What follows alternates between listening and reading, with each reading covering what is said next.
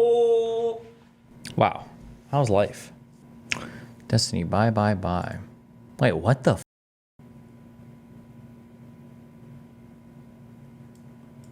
It must be low volume or something, right? Or how many...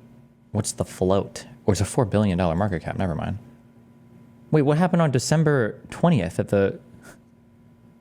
They got some big investor buy-in? Oh, damn. Nice payout. I can't keep up with all this going on in the day. This is all my links from yesterday. What is this? Hassan giving Teddy Fresh away. I'm sure you guys have seen the clips going around of Hassan giving away clothes to people on Skid Row, a lot of which is Teddy Fresh. Why? The H3 sub is lit up over it, and I couldn't help but literally cackle.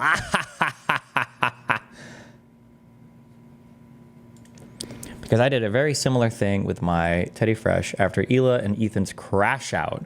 I was offering all the clothes to my friends and ended up just giving them to Goodwill because they wouldn't take them. Sucks because I've been a fan for going on 7 years, but I can't do it anymore, man. I tried for way too long to give them the benefit of the doubt. Just thought that was a funny correlation I made today. My friend is helping me remove the Teddy Fresh brand patches from the hoodies I got. All of them are basically black with a little bit of color. They unfortunately are some of my warmest clothes.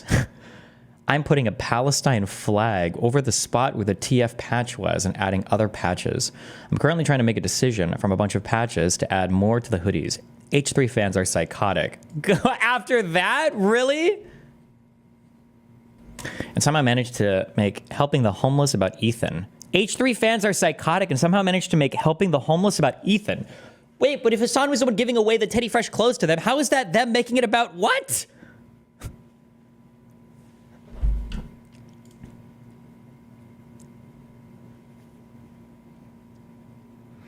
Destiny, you talk about mens rea and actus rea. Can you derive mens rea from a country's actus rea? For example, if Israel started carpet bombing every single civilian camp, mens rea derived from that?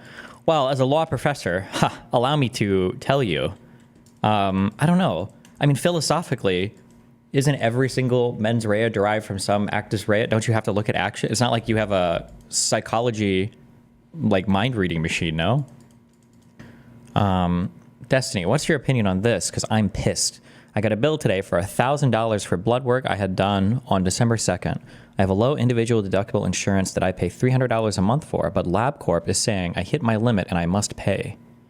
BCBS is saying I can only have 2 vitamin D tests done a year.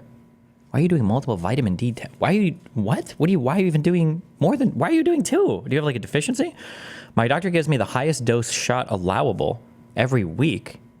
When I started my level, vitamin D level was 7 out of 100. I feel like I pay way too much for this crap in the doctor office, or I had no clue. They only allow 2 a year, starting an appeal today, but will take up to 60 days for resolution. Deny, delay, and get fucked, I guess. LabCorp offered to discount it to $400.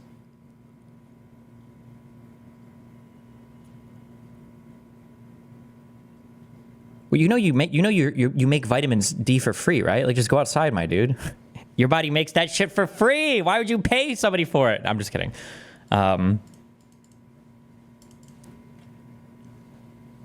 LabCorp has no idea what limits or anything you hit. Fuck LabCorp. Just deal with your insurance company. That's why you have insurance. Fuck LabCorp. Which driver's in the wrong here? Oh, I love these. Wow, hey, what's up? I'm doing great.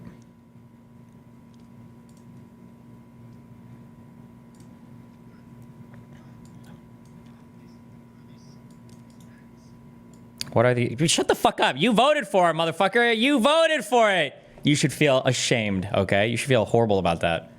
It was just, there's some Indian guy on Twitter called Indian Bronson who just has this tweet like, I'm one of the good ones, basically. I feel like I'm doing that. I'm one of the okay MAGAs. You see, Trump just tweeted some PC claptrap. He's retweeting, posting Elon Musk's tweet saying, anyone from any race, nationality, creed can come to America and do something great.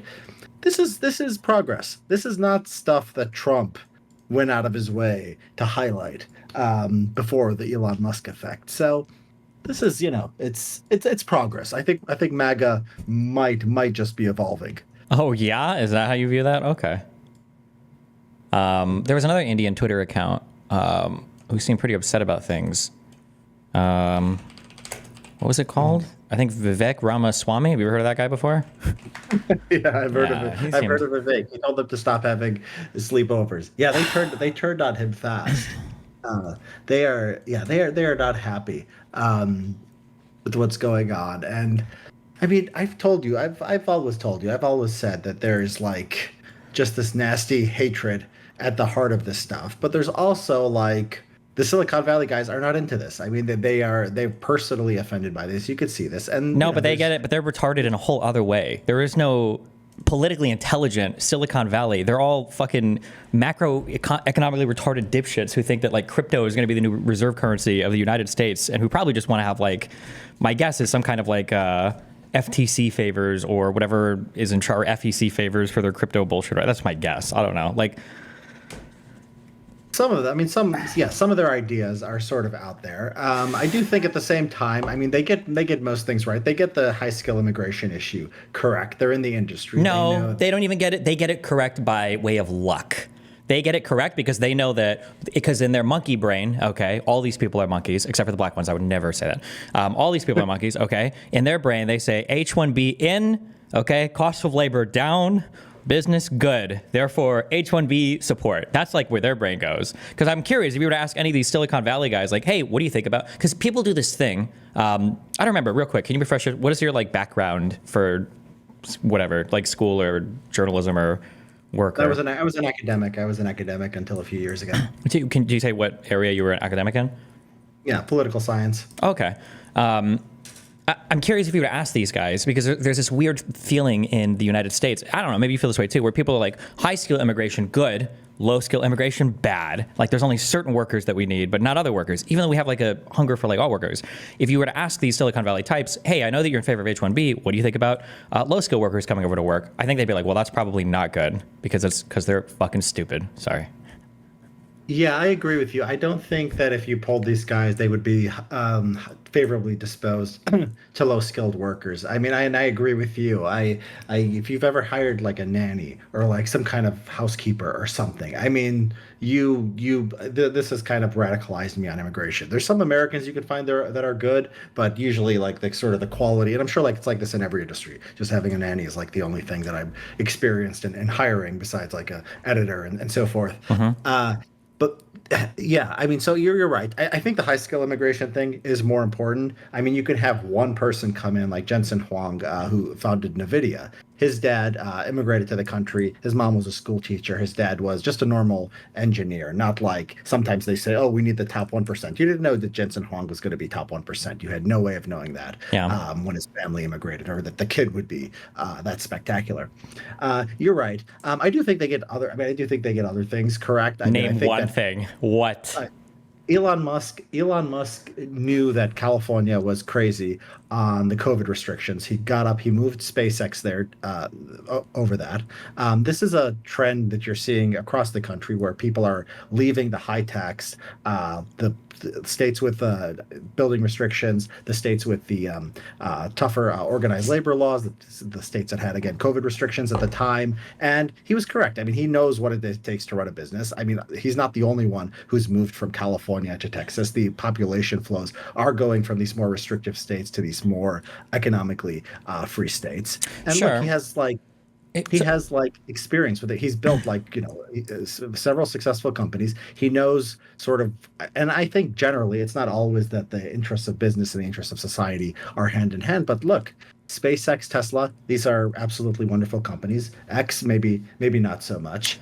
Listen, I'm the number one Elon hater. Okay, you'll never find somebody. I think this guy should be arrested and his company should be expropriated. Okay, fuck this guy. You don't think that he personally is responsible for Starlink? He's responsible. I was gonna say. I am the number one Elon hater, okay? But I do give him credit for Tesla and SpaceX, okay? I think America launching rockets is really cool. I think it was really fucking sad that America went to the moon in '69, and then we were relying on Russia and China, I think, to fly our astronauts to the ISS. That was not good. So I'm glad that we have spaceships again. I think Tesla legitimately moved the electronic vehicles industry forward at least a decade. I know that other people say, well, there were other vehicles, but nothing to that scale. So I'll give them credit for that, 100%. The issue that I have, this is a big issue that I have with political conversations. I don't think that he was right on lockdowns. Unless he was saying things and I missed it, I don't think almost anybody was right on lockdowns. The issue with having any of these policy discussions is nobody can ever approach these discussions with reasonable motivations in mind for their adversaries. If you want to say, I'm about to say something, but never said it all in all of the COVID lockdowns. If you want to say, okay, I think that those lockdowns are too much, okay, because I think these guys are just like playing it too safe or whatever, or they don't have the adequate data to support these policies, and we could probably open up earlier and be safer. This is a great conversation to have. That would be an amazing conversation. It would be an amazing conversation now to have, but that wasn't the conversation. The conversation was, oh, notice how they lock you out of their churches, but they allow you to go to BLM riots. Notice how they fucking want to steal your fucking freedoms, and the state is just trying to crush you and make it so vaccine passports are forever, mandated so that they can inject mRNA vaccine chips into your children's penises and turn them trans. It's like, Jesus. There were no reasonable conversations about any of the lockdowns because everybody assumed that the other side was acting just like in the most insane, malicious, bad faith ever. When in reality, it was just like a worldwide pandemic and nobody really knew 100% what to do. That drives me insane. And I think if Elon left California, it was just over taxes, I think. It was like 95% of the reason.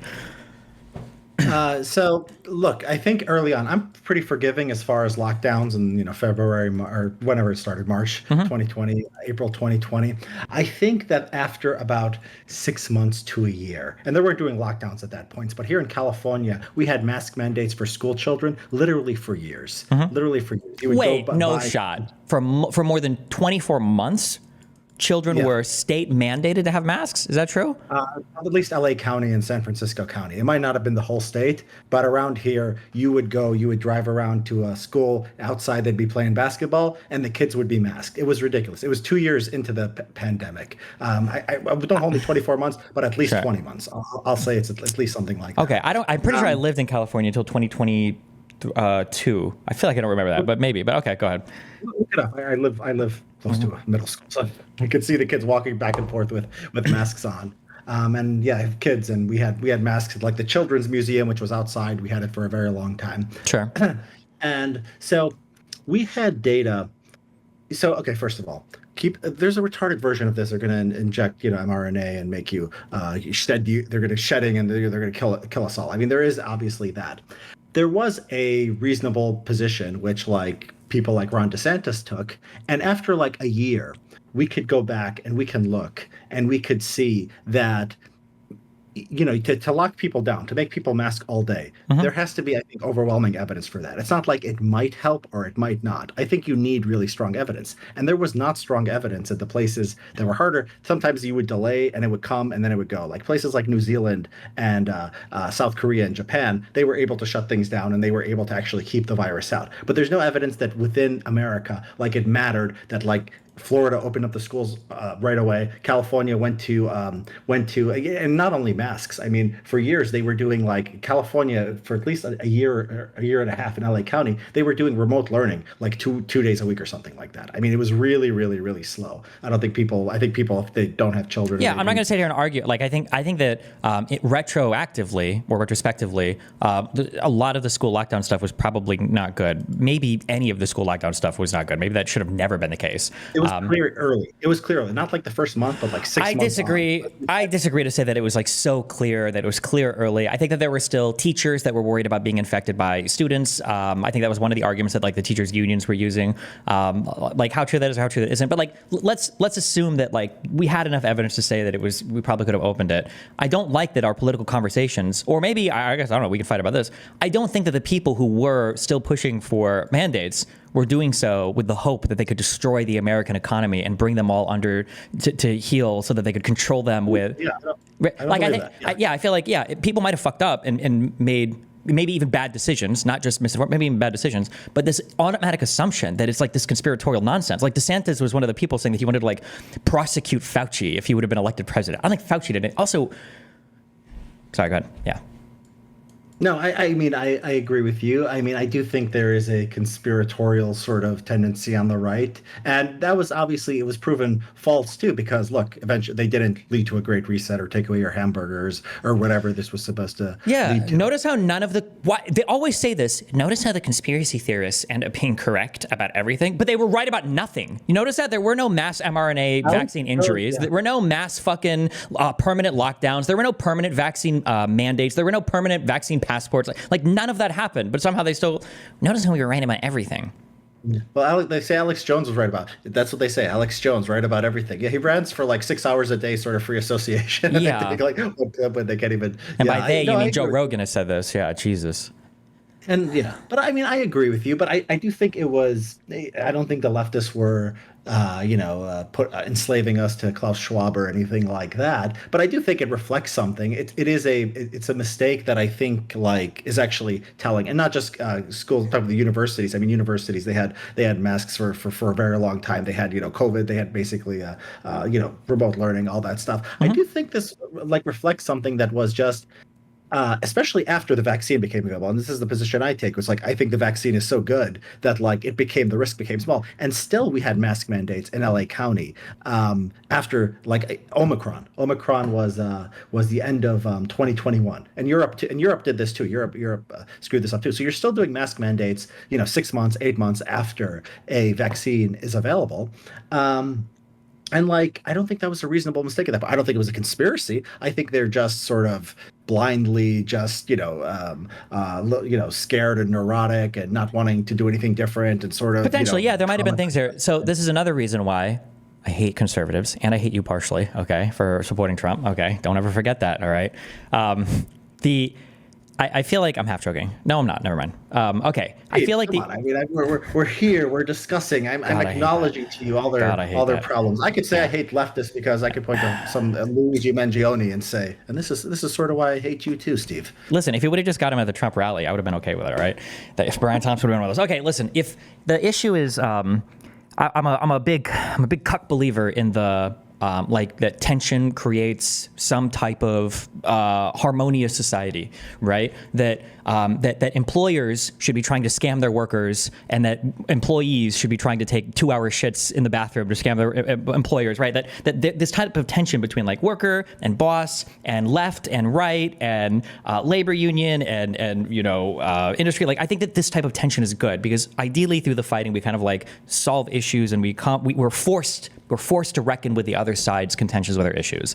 I think one of my biggest complaints about the right veering off into literal fucking fantastic territory of everything being a conspiracy now, which it has been for years now, is the left. Even though I would argue that Kamala and Biden are relatively moderate, at least compared to the left on Twitter, their economic policy does go quite a bit to the left of me.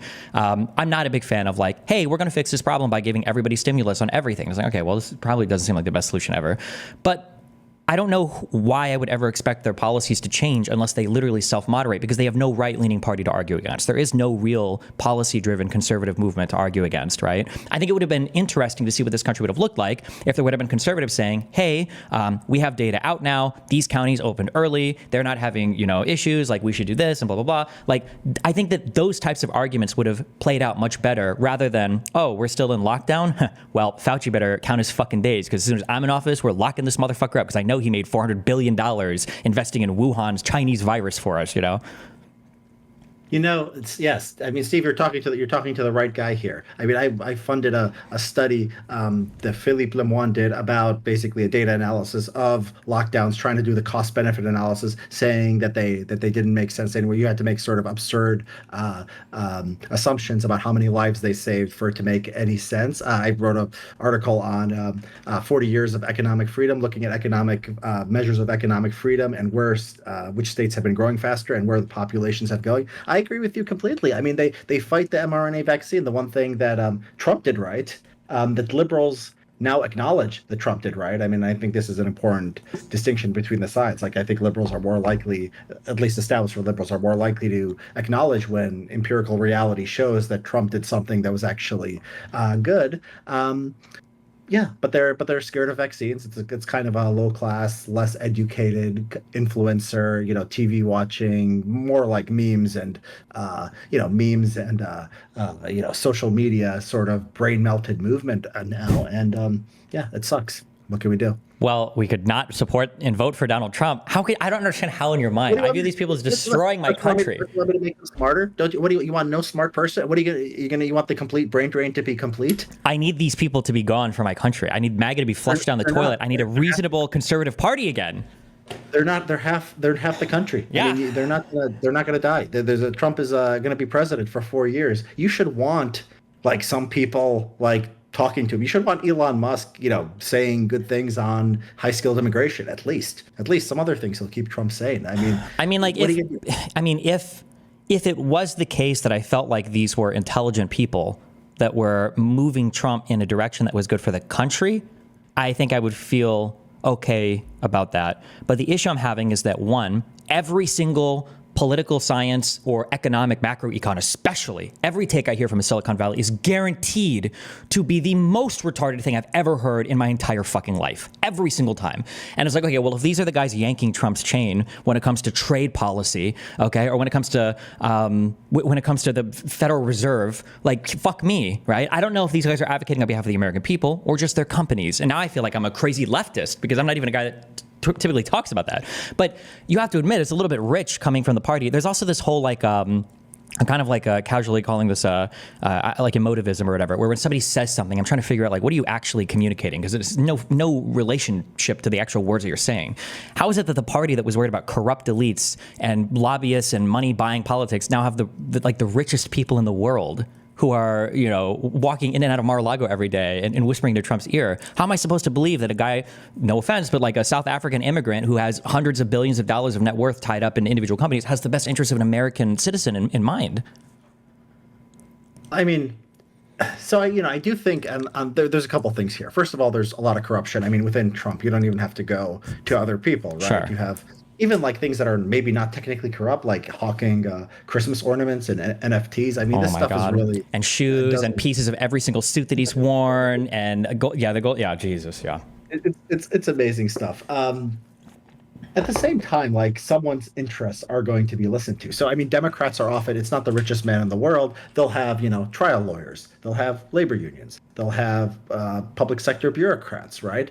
I mean, like Elon Musk versus the teachers union, like who has a better sort of vision for America? In my opinion, it's Elon Musk. I don't think I think the teachers unions are horrible. So, just because there's this one guy on that side and he has an interest that, he has a lot of power on, questionably, I don't think that's dispositive. I mean, I think you're going to find groups with all kinds of interests on both sides.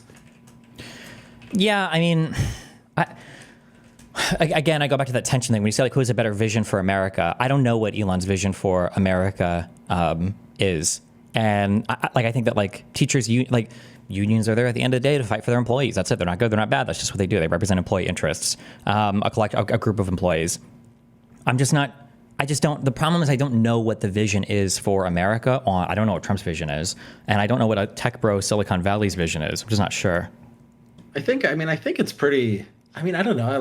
Around these guys, I see these guys. I think there is like Musk. I think he has a pretty transparent vision. It's a sort of libertarian kind of techno utopia where we send rockets to, outer space and we have electric vehicles and we have fast growth and we build a lot of housing. I mean, I think there's a lot there that he spends a lot of time on Twitter, and maybe you don't see that all the time. Sometimes he's under bad influences, but I think underneath it all there is a kind of like libertarian techno utopian vision. I don't think there's I don't think it's difficult to understand what this actually is. Yeah, but when you say libertarian, that opens like a whole can of worms, ranging from some acceptable ideas to some of the worst ideas in the history of all of mankind. And I'm not even talking about the child fucking stuff, just for the weird internet stuff. Just in terms of like, fuck me. Fuck, I hate the conservatives so much. I'm sorry. Some guys. Here, like the question, like, what has Elon Musk said? Give me like one policy that Elon Musk supports that is not like directly in line with his interests that you think is like beneficial for America. Like, what has Elon said about anything that's like, oh, this would be a good American thing to do? Something that's good for America, but not. I mean, like you can look at the social issues. Like I think he's pro IVF. Now he uses a lot of, he impregnates a lot of women, so maybe that isn't his interest, but that's sort of a value thing. I guess anyone's Pro IVF. Okay, I'm aiming. Give me something that like is more impactful than a footnote on like one page of a sociology book for American history. I mean, impactful policy. You mentioned housing, for instance. I haven't heard Elon say anything. Housing, I think, is a huge issue in the United States. Okay, we have all these nukes laying around and all of these suburbs. Okay, in San Francisco. Why haven't we matched these up yet? Okay, we need to get rid of all these single-family homes. And we need to fucking densify our housing. I've never heard Elon talk about anything related to housing or public transit or like social like spending. If anything, all I've heard him say is, "I'm going to cut $2 trillion off the budget." When our discretionary budget is like less than $2 trillion. It's like $1.7 trillion. How are you cutting this? Like, I don't know. Yeah. Yeah, I mean, you're right. I mean, I'm sure he's probably said something. I'm sure he's replied to some tweet where someone said something about housing, and he said interesting. And when I see him do that, it's usually in the pro freedom direction. I mean, there is a consistent kind of tilt to it. No, you're right. I mean, I think his views on Russia and Ukraine, for example, we might not agree with it, but I don't see how it's directly tied to his interests. I mean, he basically thinks that Ukraine should be negotiating and the war should be over. I don't know where his interests lie. With China, some people say he has interest there. I don't know if he's doing much with Russia. So there's at least one. You don't have to agree with it, but I would have to see. I haven't seen him speak too much on the Ukraine-Russia stuff, so it would be hard to say. I mean, at this point, I think that that's an okay statement to make. I think this was like a Kremlin spread talking point that a bunch of people got.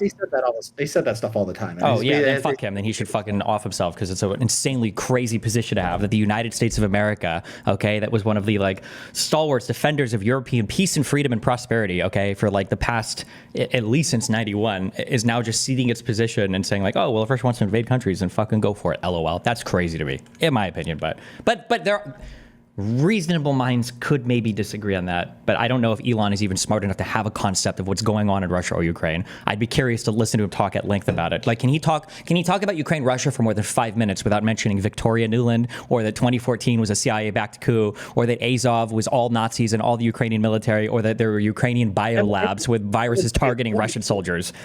Yeah, I know these right-wing talking points, Azov and Nazis and all that. Nuland, I haven't seen him mention that. I mean, it's basically the position, which I don't think is actually crazy, especially, I mean, at this point, since we're not actually giving Ukraine all that it needs to push Russia back. It's basically a negotiated solution. He wants Ukraine to surrender territory. He's actually been saying this for years. It's not crazy. It's not conspiratorial, whatever. But what you asked for originally was something that is not directly tied to his interest. There's at least one thing. Maybe, yeah. And the question of his interest, I mean, it's like, some people's interests are convergent with those of society and some are not. So like these longshoremen union, which Biden took the side of and Trump rhetorically has taken the side of too. Basically, their idea is that they need to save their jobs. Therefore, we have to keep having the worst ports in the world.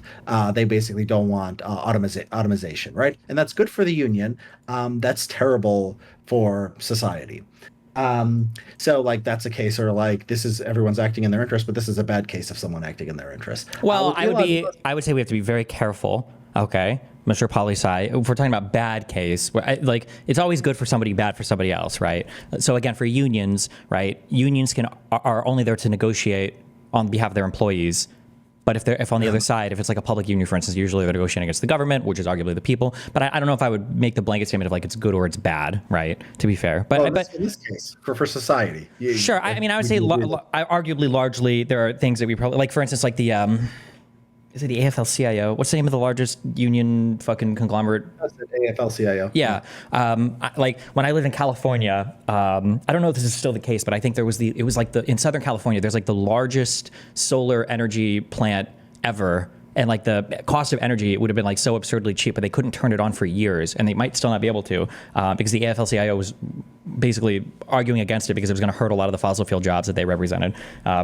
Which is good for those workers, but arguably bad for society. But yeah, right. And so that's that's one kind of interest group. But Trump is the king of like good for some people and bad for all of society, though, right? Like that's what tariffs are all about. Is like good for very, very few people and then literally fucking assassinating everybody else in America for it. Yeah. The tariffs thing is going to be one of those issues where how far he goes is going to determine, the contours of the policy. Now, tariffs. My friend Brian Kaplan, economist, pointed this out to me recently. It's actually a small portion of American economy is international trade. So since America is so big, it's not going to have that large of effect. Although the effect is going to be pretty bad, depending on how. I mean, if you have 100% tariffs, that's one thing. If you have 10% on whatever 5% of the trade that is international, he tells me that that's not necessarily going to be a big deal. Wait, what? How do we arrive at that point? Well, because so much of like America, most trade is not internationals, right? So a tariff, if I trade California to Chicago, that's not gonna be affected by tariffs at all. So you could imagine like a tax that's gonna raise 5% sales tax on everything versus something that's on 5 or 10% of the economy or whatever international trade. I think it really depends on, I guess, how granular you want to get measuring that. If I ship something from California to Arkansas, I don't have to pay a tariff on that. But if that's a product that is only made in California because they imported the materials from another place and that did have a tariff associated with it, then now I am paying a tariff essentially on it, right? It's going to be passed on to me down the line, right? Through my supply chain. Yeah, I mean, so the ultimate effects here are, I mean, but it does depend the number of the aggregate amount of trade. It's going to be something is obviously going to be influenced, but the question is how much of that trade is subject to the tariffs. But I agree with you. I agree with you that tariffs are bad. This is a one kind of thing where Trump, it's not even like his interest, it's just like his kind of instincts that like foreigners are bad and trading with foreigners is a kind of zero-sum thing. So you're right. I mean, the question is like which party has like more of these things that either somebody believes in because of some interest group, some kind of interest, or because of some defective ideology or way of viewing the world. And yeah, you want fewer of those policies, obviously, and more of the other kind. Well, I think the issue is that I feel like the right not only has a defective ideology because are you familiar with the term like autarky? Of course. Yeah, it feels like that's what Trump thinks America should be. Like, that's a good thing. That, like, we need to be digging iron out of the ground and then smelting the ore ourselves and then making the widgets ourselves and then building the circuit boards. Like, and then that's a good thing. And that all international trade is bad. Like, anytime, like if you're running a trade deficit, it means you're losing to the other countries or whatever. So I think that, like, I think the theory is bad. But then I think the empirical everything is bad, too. I think the biggest issue with conservatives is they have no accountability for anything they say or do, right? Notice how earlier, why do we know who Fauci is? You know why we know who Fauci is. It's because Donald Trump was not responsible for anything that came out of the executive branch. It was always the people underneath him. It was Fauci, it was Comey, it was anybody else besides him, right? When it's Donald Trump's executive department, it's all the cabinet members and the people underneath him that get blamed. But when it's Biden, now it's Biden's DOJ. Now it's Biden's problem. Now Biden's the one doing it. How is it that the Republicans can escape accountability on every single thing? Donald Trump is complaining so much about our trade with fucking Canada and Mexico. Hello? He just renegotiated NAFTA into a new fucking agreement with Canada and Mexico. How does he escape the blame from? He's like throwing his own trade deal under the bus and nobody even thinks to question him on it. The funniest thing of this was, by the way, you think Jeffrey Epstein killed himself, I assume? Well, no, I think that Donald Trump killed him because Jeffrey Epstein died in a federal prison when Donald Trump was the president, and he's the one that was on TV saying he probably wouldn't release it because innocent. Like, notice how nobody connects these dots, right? Yeah, I was just about to bring that up. I love that. That was my favorite thing of Trump. He kills himself while he's in prison. Trump is the president, and he tweets out something strange going on here, like. In a federal prison, it's your DOJ, it's your FBI, it's your prisons. Yeah, Jesus. I love. You know, if he would have died under Biden, it would have 100% been Biden killed him. Like Biden literally personally ordered the hit. Somebody brought up like a week before the election or so. Did you see the story? It got lost in the news where there was like a tape of. I didn't even read it because there was so much going on with the election. But basically, Epstein was saying like him and Trump were best buddies, and somebody brought up. Imagine if Kamala or Biden, that would be the end of the campaign. I said all of this, yes. I have a whole thing where if you really wanted to put together conspiracies, because I'm not a conspiracy-driven person, but if you really wanted to put together conspiracies and you were a true, like, I'm a conspiratorial guy, there are so many more that fit Donald Trump so much better. Like the BLM riots to undermine the left, like all happened under Donald Trump's presidency, like the Fedsurrection on January 6th, like all of these embedded agents were happening under, not only were they happening under Donald Trump, they were happening under Chris Wray, who was Donald Trump's hand-picked FBI head who replaced Comey, right? Like there are so many more conspiracies that fit so much better, but they're just like their brain shuts off immediately. Can you imagine they hang their hat on Biden saying publicly that we would pull the funding from Ukraine if Shokin didn't get fired because of all of these international, basically, agreement, loan guarantees and everything for them to clean up. But that's like a big conspiracy. But a 47-minute phone call with Giuliani talking to Zelensky's aide about how they need to publicly announce an investigation into Hunter Biden with absolutely no foundation whatsoever. And the whole guy that the Burisma stuff was built on just recently finally pled guilty to lying about being the instigator for all of it. Bro. Sorry, go ahead. How do you support? What is the equivalence on the left? Give me your worst. Is it trans athletes? What is the thing that drives you on the left? You're like, man, these people are crazier than the right.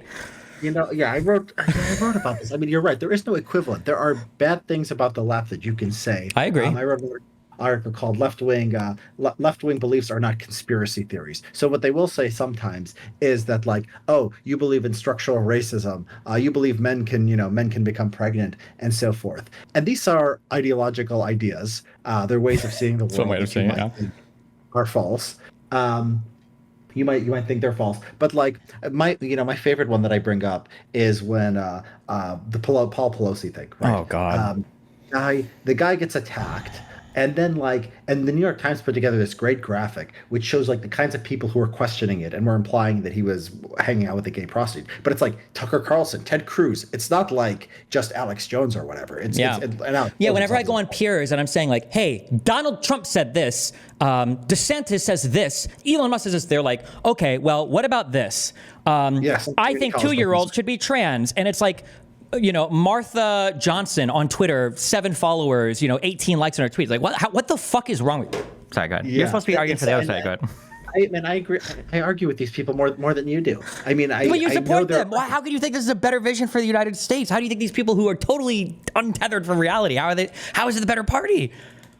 I think that the ideology of, look, if I'm voting for a local politician, for example, and in Texas, I think that probably the Republican is going to believe in more conspiracy theories. But I think he's going to get like the big things about the economy and crime and other issues. I think he's going to get them right. I mean, there can be this kind of, you can be crazy and you can just accidentally sometimes believe in the right things. It's not aesthetically pleasing. Like, I wish I was part of a movement, or my side of the political aisle was like full of reasonable people I could talk to and try to influence.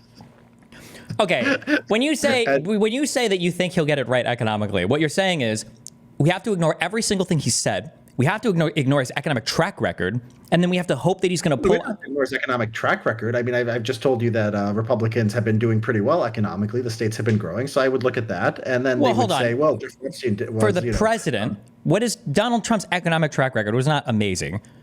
He just massively deficit spent. He did a tax cut bill, which is government stimulus, and then he just like did that. And then COVID came and he fucking had zero ability to manage a crisis in any way, size, shape, or form. How is this like the leader that, okay, well, I think economically, and also the retaliatory tariffs, everything, we had to bail out like soybean farmers and steel manufacturers and like all this other shit. Like, I don't think Trump's economic track record while in office was good at all. I mean, the stock markets and GDP went up, which Republicans don't care about when it's a Democratic president, but for some reason when it's a Republican one, all of a sudden they very much care about it.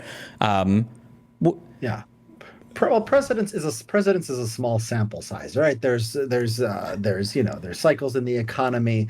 There's a lot different things going on. I think that you take what we know from the rest of the world, and I think you apply it to the positions of the different parties, and then you make a decision. I think that lower taxes, less spending. I think entitlements are out of control. I think again, labor unions are bad. I think that basically that the federal bureaucracy does too much, as environmental laws and so forth. And in general, Republicans are better than Democrats on these things. Now, Trump was not my ideal candidate, but I don't think. What are they better on any of those things? On any of the things, like we can go through one at one. So lower taxes.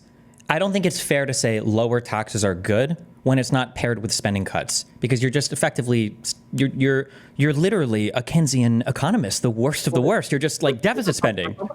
Republicans are also generally better on spending. So they do want to cut spending. They don't do it, and they're terrible on it. But when the parties are negotiating, Paul Ryan did work out with Obama, and it was the Paul Ryan era, Boehner and these people when Republicans were more a serious party, they did get a reduction. And no, so, like, excuse me, no. Negotiating to try to kill whatever the Democrat in office is doing, when McConnell says we're going to make the guy a one-term president, does not count as Republican spending when they're negotiating against Democrat. Republican spending is Bush doing the Iraq war and spending $1 trillion in Afghanistan. Republican spending is Donald Trump doing a massive tax cut where the majority of the interest that we're paying out on the debt, a lot of it has to do with the massive deficit that he ran while in office. I don't think it's fair to say, well, they're really good on spending when they're negotiating against Democrats and they're in office and they're trying to defund every possible thing ever. I don't think that's a fair statement to make.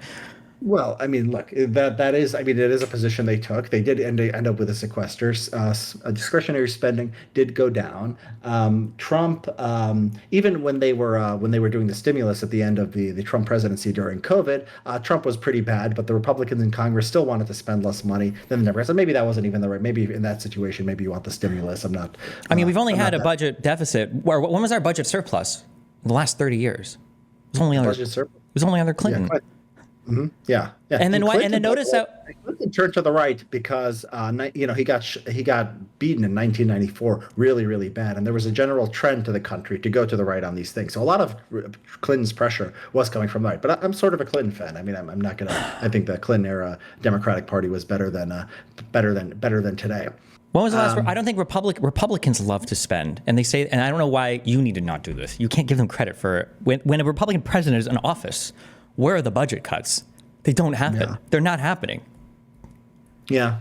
And Donald Trump had, this is the thing that irritates me the most too, okay, is that Democrats have to come in and we have to clean up the worst fucking mess in the world, okay?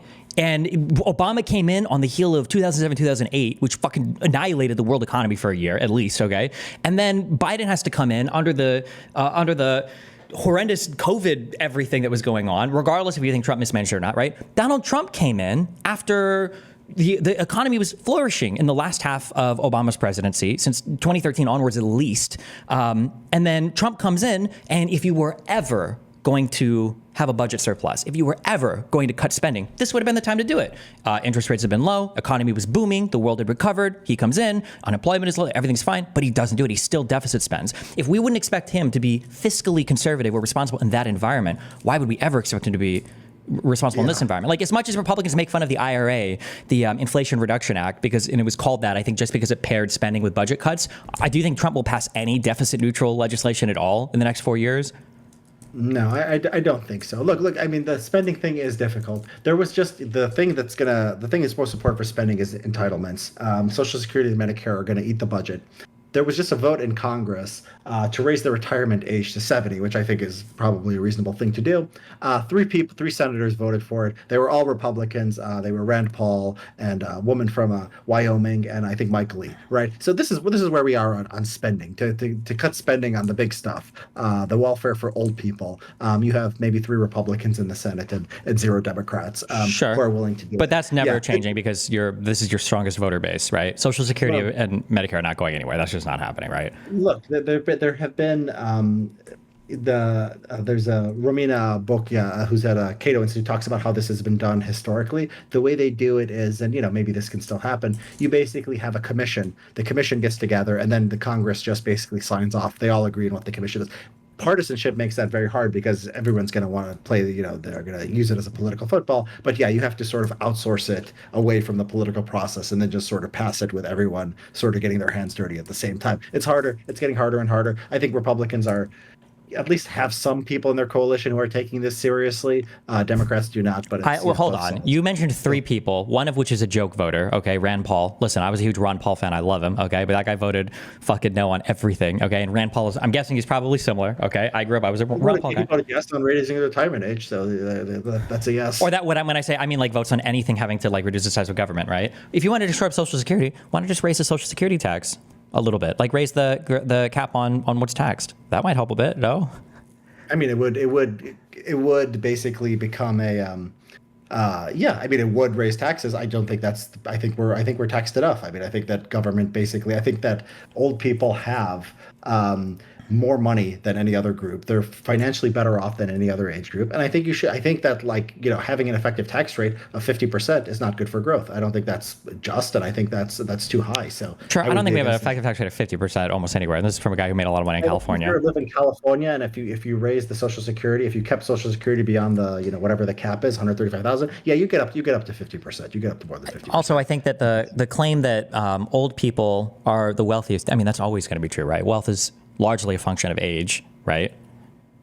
So older people are always going to. We don't have to have a welfare state for. Well, sure, but I also think you run into issues of like what does it mean when you're wealthy as an old person, right? A lot of that wealth could be tied up in a home or something else that's relatively illiquid. So unless you're going to reverse mortgage your shit or there are other exotic financial products. I mean, what if you're young? I mean, you're young and they're taking out that 13% out of your paycheck. That's also a problem too. You might not be able to move into your home. So if we're gonna on a sort of broader level of like how we organize society, I think people should have more resources in the time of their life when they're gonna form families and have kids. If you're going to think about, sort of like when we want them to be wealthy, I think that young people basically create the next generation. And if they have an affordability problem, it's a bigger deal than if old people do. Sure, I agree. What are the most important things to help to help young people, though? It's generally wealth transfers, right? In the form of subsidized student loans so that they can get an education, which, by the way, Donald Trump wants to cut the entire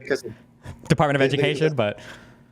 Well, that's complicated because it's a rat race, right? Once you basically start subsidizing education, basically people get educated, and then you're keeping up with other people. So you're taking people out of the labor force. You're forcing them to sort of get this credential just because everyone else has that credential. Well, hold on. Yeah, you're forcing them to have the credential because the world is becoming increasingly sophisticated, and a higher level of specialization is demanded for your labor, right? If we wanted to, we could obliterate all of. You're getting that in college. No, I don't think you're. If you think that someone going and getting a sociology, nothing against sociology. I'm not one of those people who thinks like nobody should study anything. But like I taught political science. I mean, the idea that they were getting specialized knowledge from me that was going to help them in the labor market, I think that's clearly not true. They were there to get a credential. There's one argument that I'm favorable here to as a race realist. There's one argument that I am favorable to that says that college is worthless. It's not that one, though. The only argument that I'm slightly warm to, and I have to do way more reading to have a stronger opinion on it, is the idea that education confers financial advantages because it basically just serves as an IQ filter,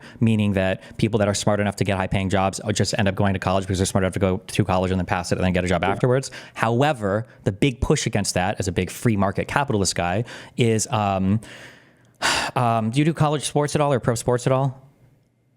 You mean follow? Yeah, I've followed. I don't have time these days. But I think there are big debates over, or there used to be. Man, sports is not my area. The NBA can draft people right out of high school, can't they? I think they changed that rule. They made it a year. They made you. Okay, maybe there's a year. They did change it at some point. For the NFL, I'm pretty sure you're specifically not allowed to because the college football want that college football. They want those people. They don't want you to take them out of high school, right? But they would otherwise if they could, right? Well, what does this tell me? This tells me that it might be that a 19 or 20-year-old could play in the NFL. They might be good enough to do it, but like there are structural things that are preventing them from doing so. If it was the case that college is just a huge fucking waste of time, why would any... Like, I think we still live in a capitalist environment. We still live in a competitive environment where all these companies are like, hey, fuck college. We're going right to high school. We're going to recruit these fuckers right out of high school. So we know college is a waste of time. We know it's selling you debt. We're going to get the best and brightest minds at age 18, 19 instead of having them waste 4 years. Why hasn't that happened yet if college is just a waste of time? It's actually a very good question. There are like these, there are these norms and there are these kind of sort of societal, there is kind of like an equilibrium right now where everyone goes to college. If you don't go to college and you just submit your SAT score to IBM or whatever company is hiring, it does look a little weird. Now, like some people who are a little bit more startup-y in their ethic, like a lot of these Silicon Valley types and a lot of these companies, like Google, I mean, I think they used to just make you solve like puzzles and stuff. So like in coding and like some of the more dynamic aspects of the economy, they do something that's a lot more similar.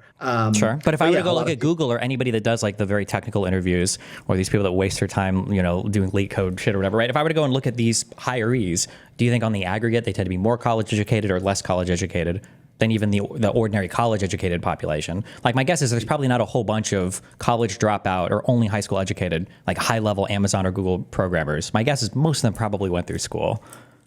Yeah, I mean, it is probably a shortcoming of the market. I mean, there are like actually like I wrote an entire book on this civil rights law, which actually complicates this a little bit. If you give IQ tests, that's legally sort of suspect because groups do differently on the IQ test. So they'll come and say, prove that you're not discriminating. Now, college, if you use a bachelor's degree, it's actually the same problem in theory because some groups graduate college at much higher rates. Hispanics actually graduate even less than blacks. So you could go to a disparate impact case there, but the bureaucrats don't do that. They consider it a fine as a credential. While IQ tests do bring problems, so there are like legal barriers in addition to sort of societal norms. But like, yeah, I don't think a norm is going to overpower like that much financial incentive, right? Like you're talking about a huge advantage because when people are recruiting out of college, bro, it is criminal. No offense to any of my friends, okay? But it is criminal how much some of these fucking 22-year-old loser fuck people I know that are getting these ridiculous jobs at Amazon, like first year total compensation over $250,000. And I'm like, listen, you're a smart guy, but what the fuck, bro? If you could grab these kids right out of high school instead of having to compete after they graduate from their 4-year university or whatever, I think there would be a massive financial incentive to do so. And I think you see people mining the high schools for like really bright talent immediately. I don't think there'd be any cultural norm that would prevent Amazon or Google or Apple from just like, doing high school senior, career drives or whatever. What's your explanation then? I think college is probably important. There's probably a bunch of soft skills, and then obviously we both agree on this, right? If you're doing engineering or some like very specific work, you probably absolutely need the hard skills of whatever you're picking up in a college environment. Nobody's learning, like all of the math and everything on their own time, to get into these jobs. So I think college probably is helpful to a large extent because of like the variety of skills that you pick up, and I think there's probably some degree of like college is a decent preparer for the real world, and that it's a good balance of can you manage your time, can you manage assignments, can you report to a boss, and that like somebody that's graduated from a college environment is probably a little bit better suited for like white collar or middle class work than somebody who's not able to.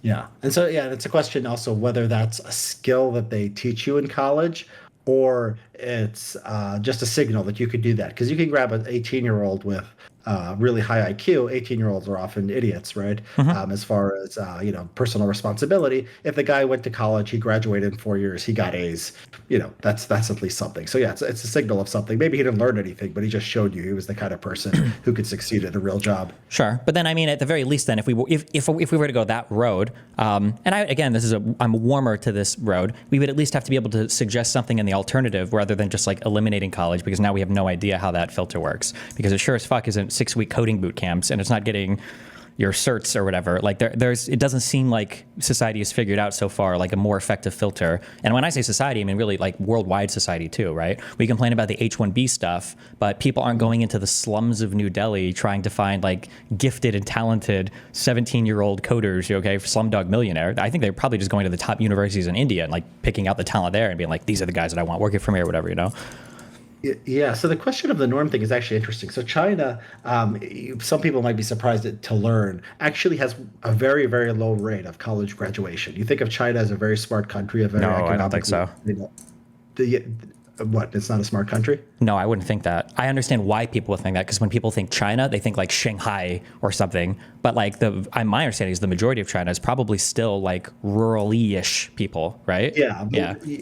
China is, it's still not that rich. I understand what you're saying, though. A lot of people think that, yeah. As far as like growth, where it came from, it was below sub-Saharan Africa only 30 or 40 years ago. And then if you look at like stuff like patents per capita, some of the people say China, you don't trust the scientific stuff, but I think most measures will say China is not like a typical country for it. It's definitely more scientifically advanced than Mexico, which is maybe equal in wealth. And China actually, while it's having all this growth, has a pretty low college graduation rate, right? Sure. And so somehow it was working. Somehow they were having all this success in science and tech without people going to college. That makes me think it's probably just like norms. I mean, it's just like you have this system where like everyone just does something, and people can be irrational. Maybe you're more, maybe you're I'm a market guy who trusts market forces, but maybe this is one case where maybe you're sort of more confident in those forces than I am. Hold on. Okay. Number one. Okay. And you're the fucking Trump guy here. Okay. So you should know this. Okay. Number one. Yes, China has been able to make a lot of scientific advancement. A lot of that comes off of just stealing U.S. patents, though. Okay. I would have to do more focused research into this, but like the things that I've heard colloquially that like if you want to do business in China, for instance, you have to have an office in China, and if you have anything in China, they will steal your shit, and it's going to happen. There's literally fucking China, any measure. There are measures of like Nature Index, like new scientific papers that gets highly cited across the world, and like you can make like disputes. Oh, China, some of it is like BS. There's a lot of fraudulent research, but there's no measure you could use, anything that's like objective, that will not show you that China is like a technological powerhouse. No, sure, yeah, I agree. But I'm saying that one, a lot of that is coming from stealing patents from other people. So like U.S. Okay, they may steal patents, but like as original stuff that they're actually doing. Sure, I mean, I think there's probably no IP law in a lot of third world countries. A lot of third world countries probably would steal your IP if they could and get away with it. I mean, it's just. They don't. Sure. But that's one thing. Number two is China's a lot of people to draw from, right? So they might be able to afford having, what is China's is it like 5 times the U.S.? What is China's population now? They have a 1.2 or 1.4 billion. Yeah, they have a lot of people that they can draw from as well. So even if as a percentage they have less educated people, as an absolute value, they might have a lot more. And scientific progress is, I mean, it doesn't matter if your per capita is higher. Scientific progress is looking just for an absolute amount of research done towards a particular thing, right? And then number 3, when we say culturally who values education, I mean, in the United States, don't we have for the first time like white people who are like, okay, hold on, guys, I am feeling excluded and racially, fucked over because these Chinese people are actually way overrepresented at our colleges. I need some fucking affirmative action. Fuck these people. They're ruining our shit. I feel like Chinese people value education quite a bit. I feel like it's evident in any like major U.S. university, though. Right. They value, I mean, like education can be a lot of things, right? Does it have to take the form of going to a college? Like some people like buy their kids all kinds of like they take their kids to math camp and they have their like little toys that they care about education, and some people take their kids to monster truck rallies. I don't think it's necessarily like college when you're 18 to 22 that is a factor. Like I think if you abolished like I don't know, the bottom 50% of college. Like if you undergrad education, like obviously colleges are doing important things in scientific research, even in social sciences are doing at least interesting things. I think like if like the bottom 50% of undergrads were no longer being undergrads, like we just said, if you're not in the top 50% of people go to college now, you can't go to college. Like would our workforce like become like less competent? Like I think it would become substantially less productive for sure. Yeah. I don't think so, actually. What I feel, where can I? Maybe in the short run, maybe because there would be some like we talked about this sort of signaling thing, this filtering thing, where like, but they would figure something out. Someone would figure something out where they would be able to test you to see if you're conscientious, or maybe high school would become more important, and like high schools would get more serious or whatever. I think in a few years, people would basically figure it out. There's too much. It's just like 4 years of your life to just know look, to know, like, to turn your assignments in and to show up on time. Like, why can't a company pay you below minimum wage, like $2 an hour? Instead of you paying $60 an hour, they could pay you $2 an hour, and you could just learn. Like, they could just babysit you for 3 years if that's what you need, and then have an evaluation and say, okay, now you're ready for a big boy job. Like, why can't that be the system rather than you pay $60,000 a year to a university? I mean, it might just be that being in an environment with other people that are learning, and I'm sympathetic towards the idea that something should replace education, because there's that quote, like if you pull somebody from the dark ages and throw them into modern society, the only thing they would recognize is the schooling, basically. Like I'm sympathetic towards some type of reevaluation there, but like if there was something huge to be done, did your brain just thumbs up me? I accidentally. Okay, sorry. I just if there was a way to iterate on this, I haven't seen anybody do it yet, and I think that's like worth kind of like looking at, like, okay, well, what are these replacements to education that some other people have figured out? Because I think that's the type of revolution that if somebody figured it out, that would spread like wild. You wouldn't even need a government policy; it would instantaneously take over. Maybe it's what I just said. Maybe it's the minimum wage law. Maybe it would be worth training these people for $4 an hour. It wouldn't be worth training them for $15 an hour or whatever the federal $7.25 an hour. Isn't that what the federal minimum wage is still? Yeah, I mean, maybe if you're just babysitting, maybe like $1 an hour, it would be like a fair wage, right? So you have like this massive subsidy going to into education, and then you have like the minimum wage, sometimes unions and other things that make it hard to get a job. Sometimes arbitrary credentials, like government will just require certain credentials for things, and so you got these other things that are sort of messing with the system. That's making it harder to arrive at something new. You have all this money pumped into the other things, a few things being done to like stop like another system from forming, and you end up with sort of what we have. And the answer to that would be like, if you're right, if it's like, it can't be right. Like, it's not like being a lawyer. Uh-huh. 4 years in college, 3 years in law school, 7 years. That's a big chunk of your life. Like some countries, they just do it as like an undergrad degree, right? Like why? Like why are we wasting? Like to take away 3 years of people's lives is a big freaking deal, and like it's ridiculous. Like we don't think more carefully about what we're doing here. Well, I mean, I think it's ridiculous to assume that nobody's thought about what we're doing here. I think that there are people that, like for instance, if you're in California, I think you just have to do like 120 days of law office shit. I have to go look it up, but you can take the bar there without. There are some states that have this. Yeah, but it's not like there's a whole bunch of people that are exploring these options, right? Like if you were to tell me, for instance, it seems a few years ago, I think after COVID, somebody was like, bro, did you know that if you, okay, instead of trying to like sneak into the U.S. and be an illegal immigrant, just like go into the U.S. and then find like a border guard and say, hey, I'm claiming asylum. Did you know you can get into the U.S. for free? That's like, wait, really?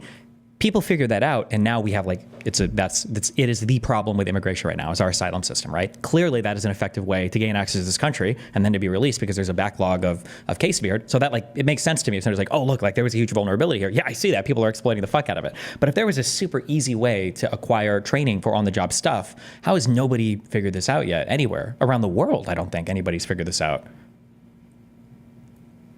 And do I trust Donald? Why isn't the minimum wage? It's not worth it. It costs too much to train them. They don't want to bother. The subsidies. I don't even know if I believe that it costs too much to train them. I feel like because a lot of them are not going to end up working. A lot of them they might train and they might, and it's like, yeah, I mean, if you train them, how do you know they don't leave, right? You could have a contract that says, you can't have like indentured servitude contracts. I'm sure that like, that wouldn't be enforced by the courts. So there's probably all kinds of things like that make it maybe because half of people start college don't even finish. So if you pay them sure, anything, but now it feels like what we're doing. Now I feel like it's a libertarian argument where it feels like you're just recreating school. Like I could see a company where it's like, okay, well we're hiring people at $2 an hour, so we need like a teaching division for our company, and eventually like there's 5 companies on the same block who are like, okay, well this is done. We all have individual teaching divisions now. We've had to hire teachers for it. What if all of us pool our resources and we make like one other company that trains people to come? And I feel like you're just going to basically recreate college at that point. Maybe, but it would be like I think it would be better. I mean, I think it would be a lot less like women's studies and a lot more practical skills, and maybe that would be what the market would settle on. I'm not against that. I don't know. For even people that have women's studies degrees are making more money than people who are just high school grads. Number one. Number two, I think it would be a tragedy and a travesty if the U.S.'s educational facilities became solely geared towards employment training. I think that things like the arts, liberal arts especially, you're a poli-sci guy. You said in academia. I don't know if that meant PhD or master's or whatever, but like these are good things to have in society, right? They're important, right? I think it's good to have people. I think they're important for like people. It's important for these things to exist. I think it's important for like somebody to be thinking seriously about anthropology and philosophy and political science and so forth. How much benefit do we have for like the bottom 50% of students who are just there? I mean, I've taught them I taught at UCLA for a while. They're just there and UCLA is a decent school. I mean, it's not like the bottom 50% of schools or anything. It's somewhat selective. And so like, they just don't care. I mean, they're just there. A lot of them are just there to get the degrees. 1 or 2 or 3 will be really interested in the ideas, will want to talk about them. They're benefiting. But yeah, I mean, probably some people, I think that learning, I think, has value for its own sake. I believe in culture and social science and all that stuff actually mattering, like not just being a kind of a corporate drone or somebody who's just an engineer and, technical guy who cares about nothing else. Do we need, 70% of kids going to school and then half of them not finishing? Like, I don't think so.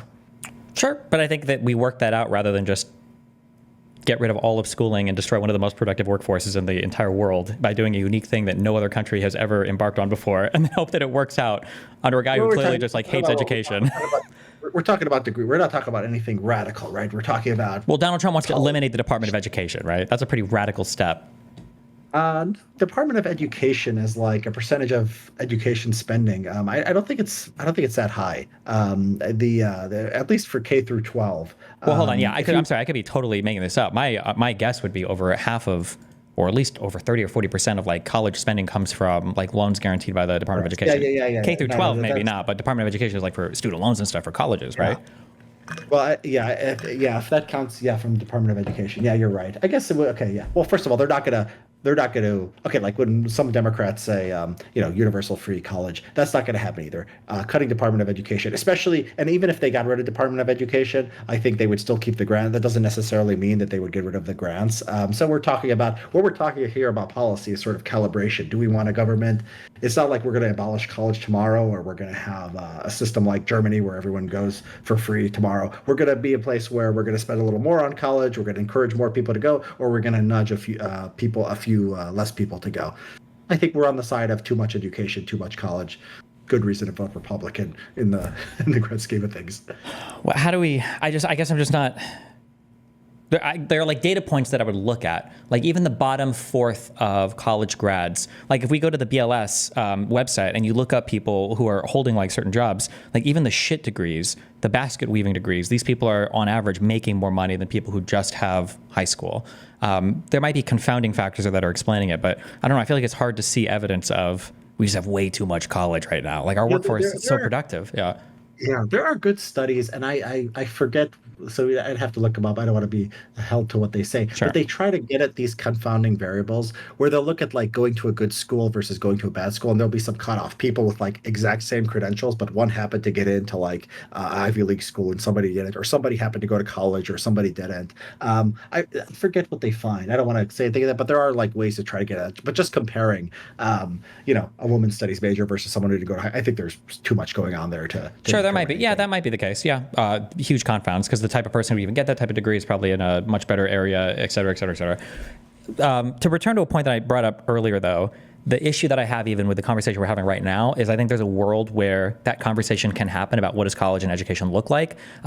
It's never happening with somebody like Charlie Kirk, who thinks that they're woke universities who are wokeifying the kids and transing the students and everything else, because I don't think this guy has the best interest.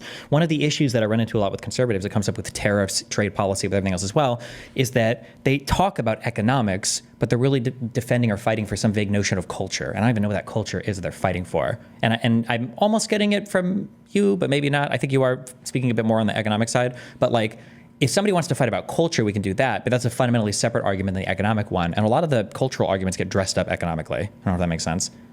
Yeah, I mean, I think immigration is, I've been pointing that out recently. Yeah. Like there are some economists who are skeptical of maybe low skill immigration. There is no serious economist that I've ever found that is skeptical of high skilled immigration into Sure. the United States. Maybe some activists or something, but not like someone who happens to be an economist. Anyone who's any look at this stuff, right or left. I mean, right, there are right wing economists and left wing economists. And so, yeah, they do have to sort of dress that up as a cultural argument. I saw JD Vance had an interview before the election with Ross Douthat, and they asked him like, what kind of economic, policies do you care about? He's like, I think that like he basically said too much trade and too much immigration. And I was just thinking like, those are just two things. Like you didn't just arrive at those like analytically. You arrived at those because those are two things that involve foreigners. Yeah. Right. And You have the motivating. two things Yeah. that involve foreigners, and there's nothing like in theory that's similar between free trade and immigration. You're just grouping them in your mind because basically there's a cultural concern here. And I think that's right. I think that's right. Trying to think like the left. I think that there is like a concern with. Yeah, I mean, I think it is. I think it is worse on the right. I won't make a Okay. false equivalent here. I do agree that like in the left, if instead of Mexico, we had like a Poland to the south of us, and it was a whole bunch of like very racist white people. That's not to say that that's all of Poland. That was mean. But like if we had a country like that, the left might feel a little bit differently about immigration from the south. That's possible, sure. I had a published paper on this where I changed the identity of the migrants. I did a survey. I changed the identity whether they vote Republican or whether they vote Democrat, and whether they were white or whether they were non-white. Sure. And even when they were white and voted Republican, Democrats were still more pro-immigration. Like you could shift them, but Democrats were still more pro-immigration, even of the immigrants who are most likely to be Republican and the whites who you think that they might not be least sympathetic towards. So yeah, Sure. I think there's something sort of there's a kind of right-wing chuttery that is just like everything is different. Even if they like me, like I'm gonna be like, this is a based Hispanic guy, like he's awesome because he says MAGA, and then like here's this Hispanic who just like looks exactly like him and his cousin, and I hate that guy just because he like doesn't have citizenship. He crossed over yesterday rather than a couple years ago. There is this kind of just unthinking chuttery. It used to be distributed somewhat evenly between the parties, and now it's now it's on the Republican side, unfortunately. Yeah, but I think a lot of that has come from the inability to like grapple honestly with the other side's arguments or anything, which I think is, yeah, it's getting annoying. From the like I said this a couple of years ago, and it's unfortunately it is the case now, where I've said that like nothing will ever happen again that's not like a conspiracy. Every single event now, until MAGA is gone or until we have a civil war and half the country is fucking nukes itself or something. I don't know. Like every single world event, every single domestic event that happens is always going to be a conspiracy from now on. If Donald Trump's inauguration is like an hour late, like it's going to be a conspiracy. I've said this, like one of the worst things that could happen to this country is if Donald Trump, right, this fat fucking old dude who lives off McDonald's and doesn't believe in exercise, if this guy were to die of a heart attack, it would be over, bro. MAGA would 1,000,000,000% know that like Hillary Clinton got the death note and wrote his fucking name in and had him die on stage or something. Like it would be the end of the world.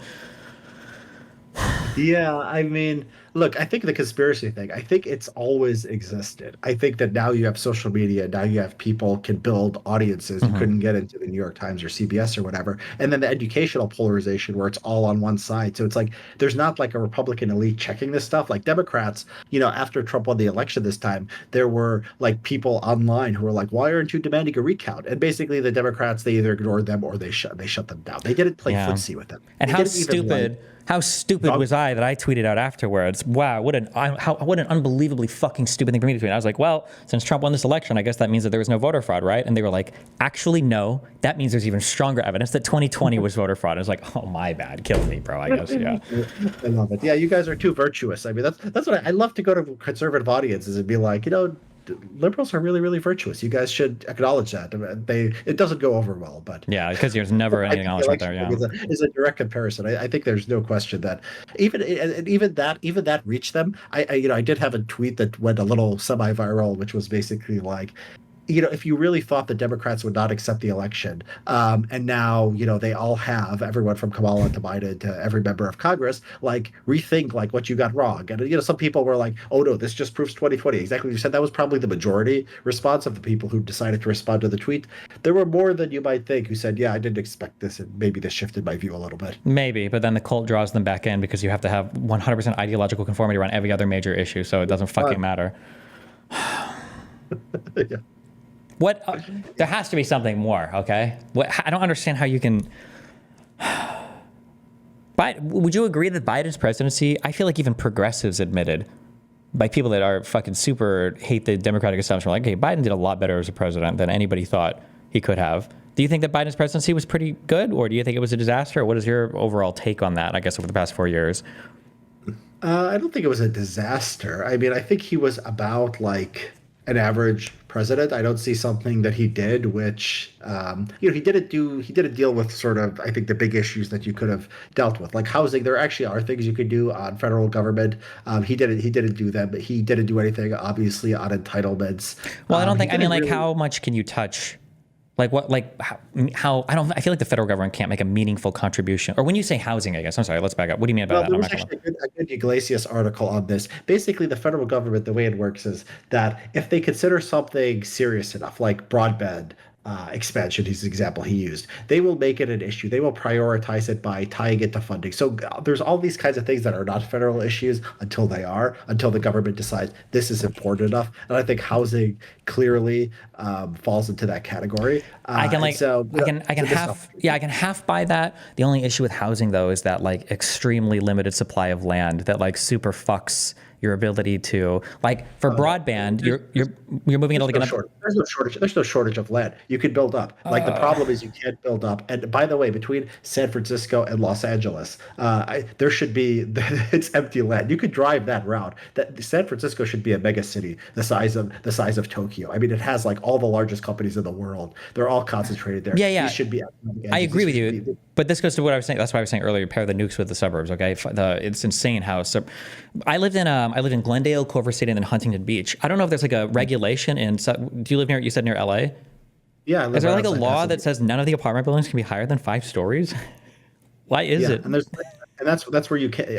I'm pretty sure that's right. And that's when you can build apartment buildings, which is a lot of But places you can't. all that to say that like broadband is basically the federal government saying we want to take this seriously. We're going to give the states a whole bunch of money or earmark money for it. Go build, broadband, right? But you're working on like another dimension. You're going underground or above ground. You don't have to like tear apart homes to do it.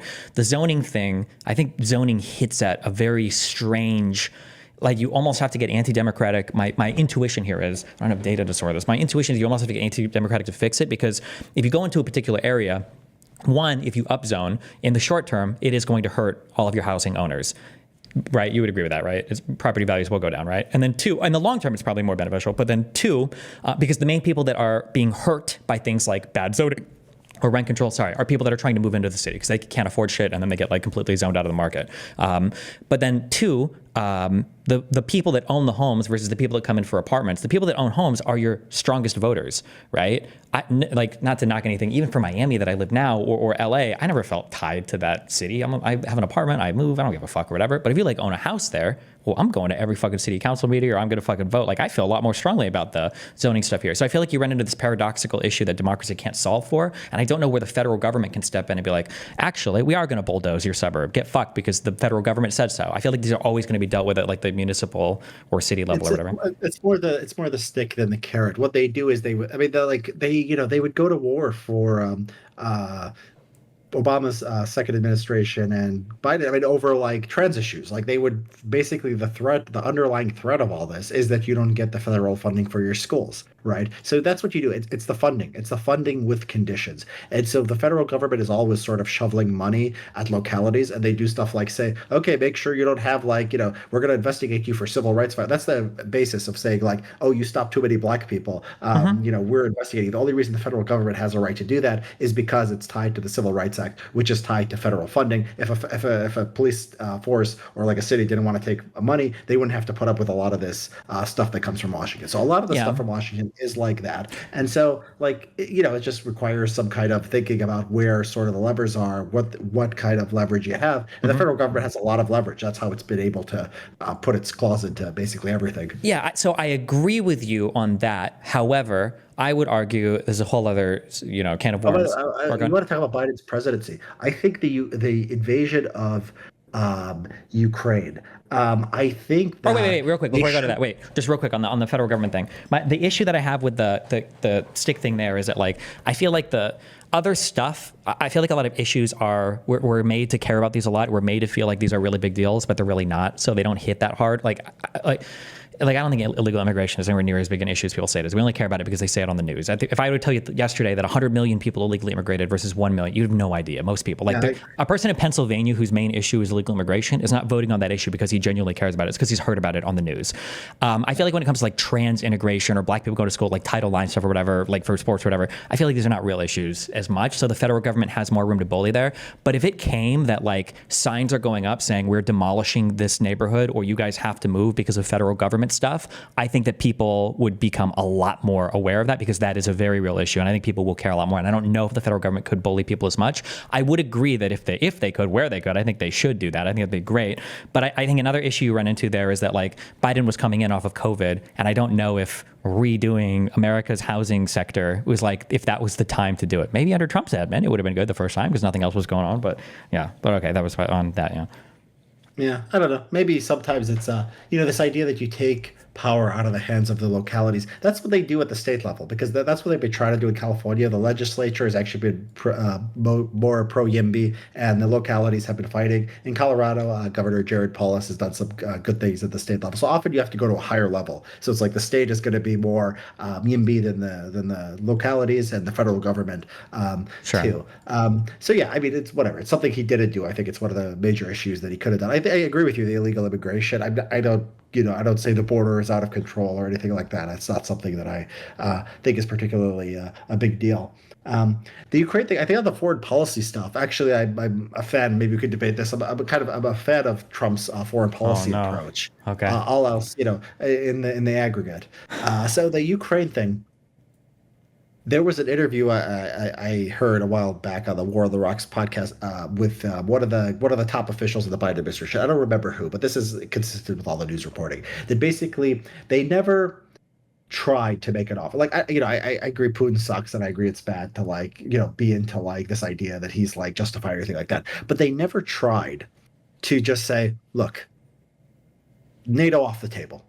Okay, NATO off. They could have just taken NATO off the table, and maybe Putin invades anyway. In which case, he's just a prick, and there's no appeasing. And then you go and you could support Ukraine 100%. But they never even like discussed it. They never even considered it. Why? I mean, why would you?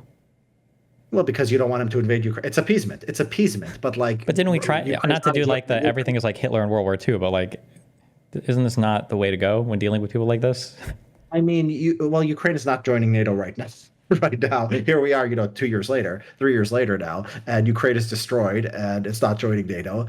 Sure, but I mean, other countries did. Finland or whatever joined NATO. I think there was one other country I forgot. But we appease all the time. I mean, North Korea has like at one point I think they almost killed like the South Korean president. They sent like a hit squad. They went to the Blue House. This was decades and decades ago. But North Korea has like killed American soldiers and has like captured American ships, and we appease them because they're nuts and they have nuclear weapons, and it's like something we can just live with. Now, if you could have avoided the Ukraine war, it's not. Hold on, wait. When was the last time North Korea captured American ships? A long time ago. I'm talking It was decades ago. Yeah, if this were to happen today, I think North Korea would be wiped off the map. There's no way that North Korea would get away with, and I think North Korea knows this, which is why because they operate within a boundary where they know. You've got to have some limit, right? You can't be completely appeasing. So yeah, if North Korea starts slaughtering American soldiers or starts taking them hostage, or even South Koreans, right? But okay, but like letting your soldiers get killed or letting your soldiers get captured is different from saying we're not gonna include Ukraine in NATO. I think morally Ukraine has every right to want to be in NATO. I think morally Russia does not have a right to tell Ukraine what to do. But it's just a hard reality that if they were willing to go to war over it and kill all these people and destroy Ukraine, it's something we should have considered. Would you say the same if they wanted to invade Poland? No, because then at that point we have the NATO guarantee. We make the guarantee. Wait, but what changes there? Because we have the guarantee. They're in NATO already, right? You can't just. Well, but wouldn't there still be the same threat of like World War III or nuclear annihilation, or isn't that like the hard reality? Like, no, because you have to. Because Poland, there's no difference between Poland and Germany at that point. They want to take Poland, they'll take Germany. Germany is also in NATO. NATO versus not in NATO is a very big division, and so like I think it was probably like Lithuania and like Estonia are part of NATO. It's like all three Baltic countries. What's that? Yeah, all three: Lithuania, Estonia, Latvia. Yeah, and like those countries are. It's not. If they weren't in NATO today, it wouldn't be like it would be a vital national interest for them to be in NATO. But the fact that they are means that like you can't let them be taken over. Well, it sounds to me like it would be a vital national interest, right? Because it sounds like what you're telling me, it sounds like all the because like this argument feels too circular for me, too Mearsheimer-ish for me, where it's like, well, Ukraine is not in NATO, and it's like, okay, and that makes them okay to invade. Well, it sounds like they want to be in NATO. Okay, well, we're going to invade them because they might join NATO. Okay, well, like, why would they want to join NATO? Well, because if they're not in NATO, they could be invaded. Okay, well, what if we don't join NATO? Well, then we're going to invade you. And it's like, I don't know. I don't buy that at all. And I don't even think they were invaded because of anything having to do with NATO. I think they were just invaded because Yanukovych got ousted. That's what the timelines line up to and everything. I think like I'm not sure that Russia would not have invaded if NATO was taken off the table. Like we can't know, but it's like I think it was worth trying. I think there was inflexibility there, and then when it happened, I mean, we should have gone more all in and actually helped Ukraine a lot earlier with a lot more weapons. I mean, we had this sort of boiling the frog kind of escalation thing. Maybe that was, I don't know. Like I think that they went too slow. Yeah, that could have been a mistake. But why did we go too slow? It's because the fucking Republicans are insane about like making every single thing conditional on fucking everything, right? We had Ukraine weapons packages that were initially tied to fucking immigration bills that they killed themselves. Like, yeah, I mean that's right. I mean, I think that So like but it's still Biden's. And well, actually, it's not that simple because a lot of Republicans at the start, in the first few months, they were often a lot more hawkish than Biden. A lot of the Republicans in Congress. Eventually, it became magnified, and it became like Trump just sort of said, what are we doing here? And they sort of started following Trump. But at least early on, it was. I think Republicans were at least as hawkish as the Biden. I think maybe early on, but I'm putting together those kinds of deals where weapons are being shipped in and everything is happening would probably take more than just like a month because there are a lot of like logistics questions that have to be answered. Not just logistics, but like military conduct. Like you can't can't train people to fly F-16s in a month, right? And even knowing what the full scale of everything is going to be. And then also, I will say one more time, because I do feel very strongly about this. We don't have to get into the whole Ukraine-Russia history and all that. Russia invaded Ukraine in 2014 because Yanukovych was ousted in Euromaidan. It had nothing to do with NATO. That 100%, it was because Yanukovych was ousted, And then that whole war that they started in the southeast that had been waging on for a decade, like this is the same playbook that they ran basically in Georgia and similarly-ish in Moldova. These places weren't joining NATO. Like Russia just likes to bully their neighbors if they don't get exactly what they want. If they can't turn you into Belarus, then they're going to destroy you, right? That's what Russia does. I don't think having anything to do with NATO, those are all bullshit arguments put out by hack fucks like Mearsheimer and all the dick sucks that follow that dude. Because like you said earlier, the Baltics are bordering Russia. They're in NATO, right? Turkey fucking hates Russia. Turkey's in NATO. Like these other countries are in NATO. They're right now, Finland, right, is in NATO. Like they're next to Russia. Russia can deal with it. We can shoot missiles at Russia anyway. Ukraine being in NATO wouldn't have even been like when was the last time NATO has invaded Russia? This is a fake concern. I don't believe this. This is not real. This is not a motivating factor for them. They just want to exert control of their neighbors, I think. Look, I think you're right about Russian intentions. Now the question is why they didn't do a full-scale invasion in 2016 or 2017, 2014. Why didn't they do a full scale like they did in 2022, where they tried to take Kiev, right? And I think that actually does matter. Like the details here do matter. Like I do think that the U.S., the U.S. basically coming closer to Ukraine, basically, a lot of training, a lot of sort of military entanglements. There was a lot of the stuff the Ukraine. I'm not justifying the invasion, but like Ukraine trying to Ukrainize the population, sort of banning Russian language and stuff like that. I do think that stuff matters. I do think that made the difference from like just being a bully and just being in Crimea versus trying to take over Ukraine. And so it's like they're going to be bullies and they're going to no shot. Them trying to ban propaganda stations that are broadcasting into their own territories from Russia and oligarchs. I don't think it went beyond that. I mean, they went to the point where they were banning Russian schools. And they never banned the Russian language. That's not true. They never did that in Ukraine. They were banning Russian media. Oligarchical stations that were broadcasting propaganda into Ukraine proper. You could not have media. I'll look this up because it was like a Voice of America article where you couldn't have a newspaper in Russian. Like, I'm not saying that doesn't justify invading Ukraine, obviously, but it went a lot further than just cracking down on oligarchs, which, probably is legitimate. Sure. Even if I were to say maybe they did overstep maybe a little bit, you literally have a country next to you who's threatening oblivion on you, who is escalating war, because the whole war in the Donbass escalated from 2017 onwards. Russia became more and more active there. I'm trying to remember when that airliner was shot down. Over you, the Malaysian one? Yeah. That was like 2015, I think. Maybe, yeah. But yeah, Russia just wants to bully. Regardless of any. Russia wants to bully, but there is more than that. There is a question of why it happened then, and what we could have possibly done to avoid it.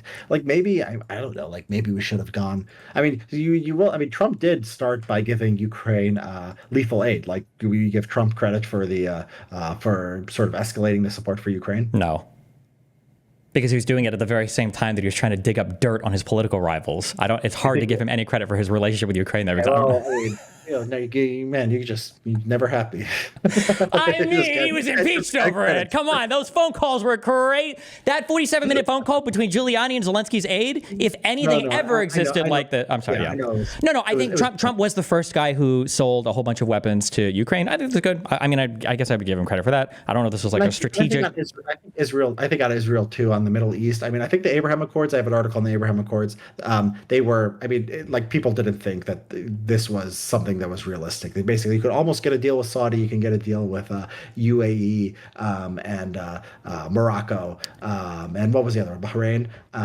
This was impressive. The Saudi countries and Israel were united against Iran. Biden comes in, and there's a little bit of daylight, and it sort of all falls apart. Whether I do think, people sometimes say, October 7th would have happened either way. I'm not sure, because I think the entire Hamas strategy was caring about human rights and sort of getting hiding behind civilians and basically relying on public opinion in the West, primarily America, and that's just not a realistic strategy with Trump in office versus Biden. I can't prove this, but I do think it made October 7th more likely. If you have any writers or foreign policy experts, that don't want to fight with me on this, I will fight to the death on this. The Abraham Accords were not impressive. In my view, the Abraham Accords were a concession made to Israel. I think Netanyahu had basically all but announced that he was going to annex further parts outside of Jerusalem and Area C. I think it was Bahrain, I think, was the country that initially, I don't remember why it was them, like had huge issues with this. And then there was some back and forth fighting over it. And then basically Kushner saw an opportunity to come in here where people were fighting. It's like, okay, hold on. How about instead of Netanyahu, how about instead of you annexing like all these parts of Area C, what if we can like have more formalized peace, right? People, because we're Americans, like all the brown people are fighting, all the Jewish people and everybody in the Middle East is fighting. That's not really true.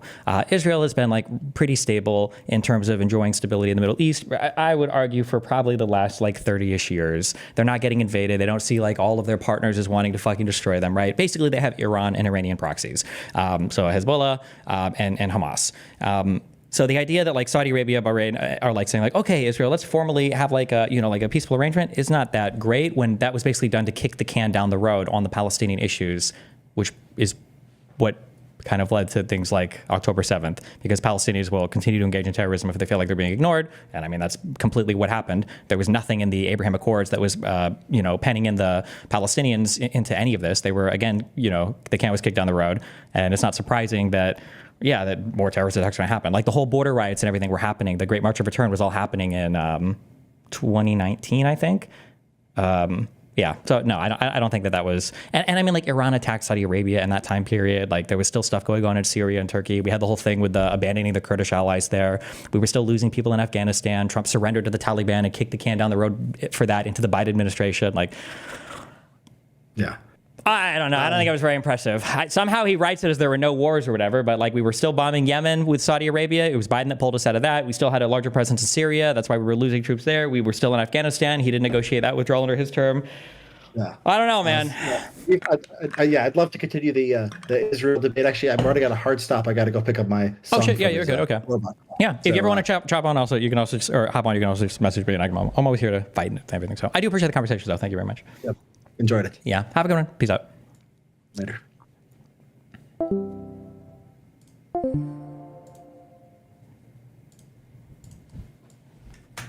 He is my new Mr. Girl. Okay. I appreciate this guy because I think that he actually has like he has his own brain, which I just appreciate. That is the thing that I appreciate more than anything in the entire world, because he's not like a guy who's like, oh, I'm a centrist and I fight with both sides. He fights a lot with conservatives on Twitter, and I appreciate that. But he's conservative as well, and I appreciate that. I feel like the media that he consumes is just a lot different. Yeah. Jesus. Let me grab a Red Bull. 1 sec.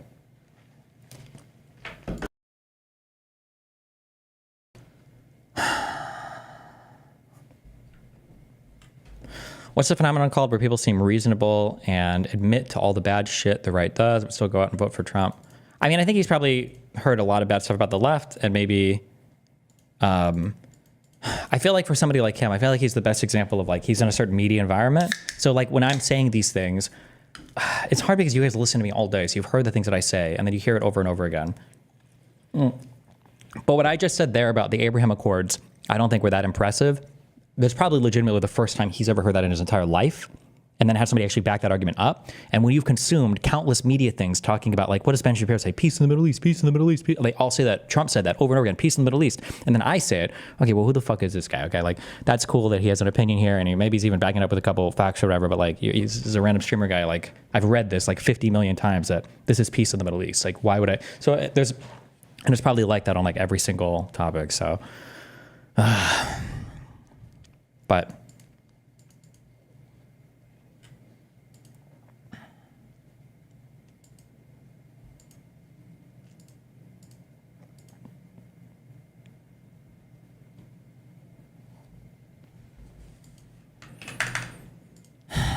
He's ideologically opposed to unions and wokeness. I mean, like, being opposed ideologically to unions is weird.